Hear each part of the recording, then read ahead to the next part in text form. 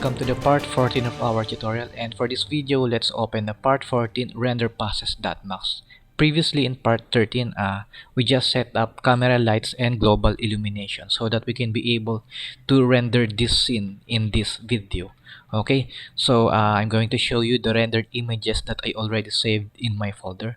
So this RGB rendered image is our rendered default rendered image, and the other rendered image here are called render passes, and we are going to use this render passes to enhance this default rendered image further inside Photoshop. So let's start creating these render elements inside 3ds Max. Okay, so now let's open the render setup and go into render elements and click this add button, and there are several types of render passes we can choose. So I'm going to only choose the V-Ray global illumination, V-Ray raw total lighting. So keep on pressing the control key on your keyboard so that you can select multiple render passes. Okay, V-Ray reflection and V-Ray total lighting, and press OK. Now you may now press the rendering button, or this one. Okay, and wait for some time until the rendering process is finished, and I'm going to skip this rendering up to the point that this image are already finished. Okay, so it took me around 2 minutes and 46 seconds. So the rendering time would depend on your computer's capability. Okay, so here is my final result, and try to click this drop down arrow, and you can see here now that these render passes are already added into the list.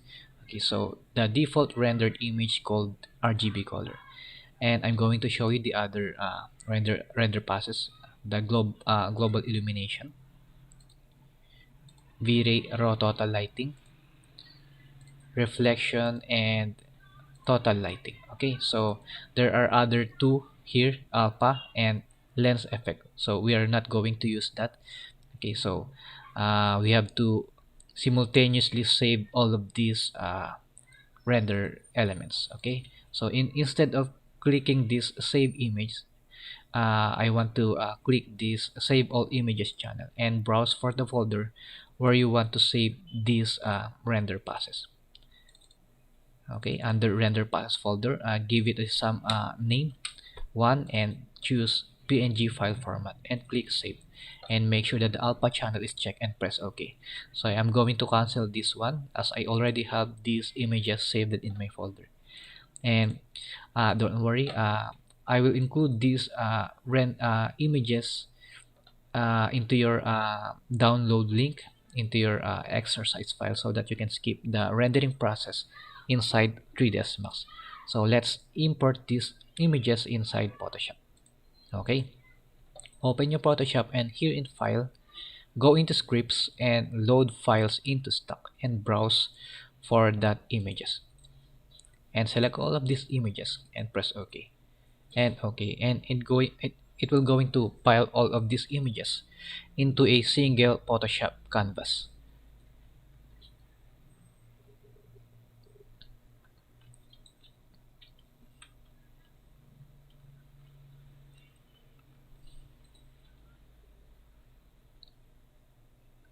Okay, and after that let's turn all of this layer off so that we can focus on each of this one by one. Okay, so I'm gonna start off with the V-Ray RGB. Open that and drag this layer here. Okay, and create another layer and drag this beneath the layer of this RGB. Double click this one and name it background, and make sure that you are in a move tool, and click this color just beneath this other color. Okay, and type in here 676767. Okay, and press OK. And now press the control key and backspace, and it's gonna fill up this entire layer with gray color. Okay, so I'm gonna drag this one so that we can work in a wider space. Okay, so I'm going to create another layer above this one, click this and name it I underscore highlight. Okay, and zooming in here, and let's use C brush. Sorry, brush, Photoshop brush. I mean, and give it a size of 6 pixels, hardness to 50, and opacity around 50%. Okay, and now let's do a single click in here and brush in here around 3 times more. Okay. Okay, the next thing we need to do is let's turn on this V-Ray total lighting and make sure that this layer is highlighted, and change its blending mode to color dodge, and give it an opacity of 30%. Okay, as well as this reflection, highlight that one, open that, color dodge, and 30%. Right, and now let's open this V-Ray global illumination. I'm going to put this just above the V-Ray reflection layer, turn that on, click the screen, and give it around 50. Right, and next, the V-Ray raw total lighting, and give it a somewhat like a color burn and opacity of 21. Right, and now I don't want to see the effect of this V-Ray reflection on the surface of the sword. Okay, so instead of turning this off, we just need to apply some masking on this layer. So highlight this layer and click this what you call this, add layer mask. Click that one, and white icon just beside of this icon will be added. Okay, and make sure that this white icon is highlighted instead of this icon. So click this icon. This is where we are going to paint the color black to mask the effect of this reflection. So make sure that you are still in a brush tool. Okay, and hardness 0 and opacity 50, and adjust your brush size around 150, and start brushing a color black. Okay, in here. Okay,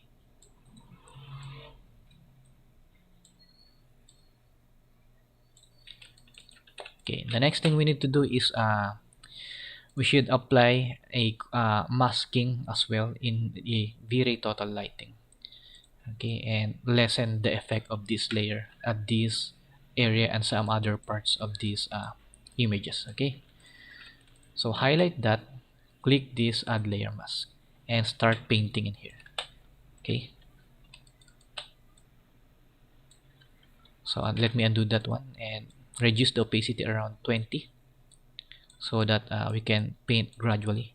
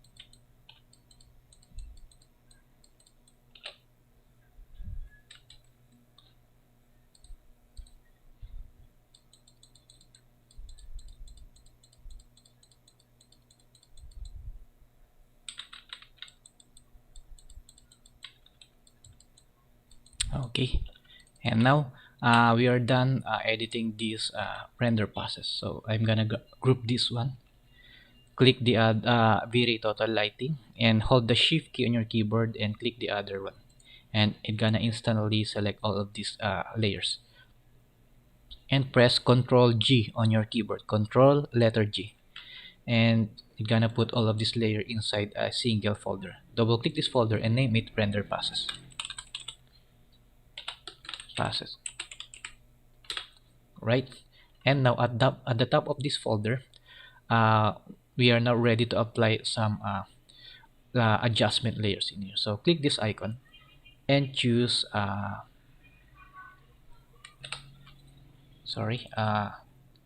color balance. And basically the color balance, it allows us to add different colors into a shadow, highlights, or midtones. So you can choose in here, so shadow, midtones, and highlights. So I want to manipulate these midtones and give it some magenta around negative 25, and some blue positive 25. Okay, so you may want also change the highlights and shadows as well. So but I'm going to stick on the mid changing these midtones. Okay, so another adjustment layer is a curves, and basically the curves, as I mentioned earlier in our previous video, uh, the curves, it adjusts the or enhance or emphasize the shadows, highlights, and midtones. Okay, so click in here and try dragging. Okay, so as you can see that the shadows are changing. Okay, and here try dragging this one, and the highlights and midtones are also changing when you apply a points at this area. So I'm gonna place it in here. Okay, and do a little just a little changes here. Okay. All right, and now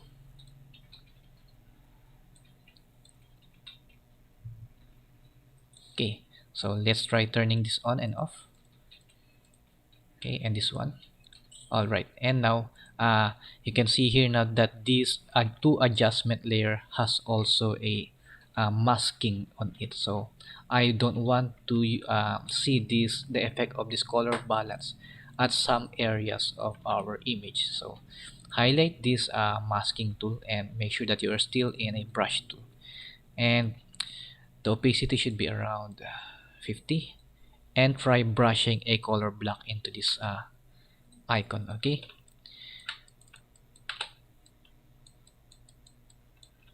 right.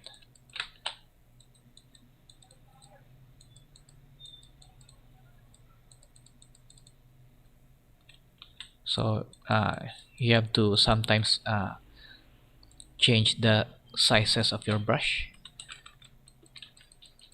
Okay,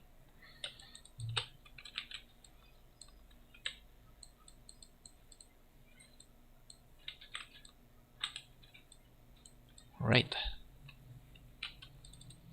Okay, so the next thing we need to do is to add some flare effects on the blade of the sword. Okay, so above this one, create another layer and name this swords flare.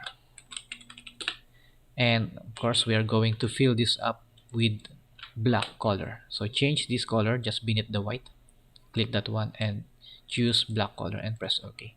And now hit the control key and backspace, and with this layer still highlighted, let's go into filter, render, lens flare, and put the lens flare exactly at the center of this canvas. Okay, and choose 105 millimeter prime and reduce the brightness in it and press OK.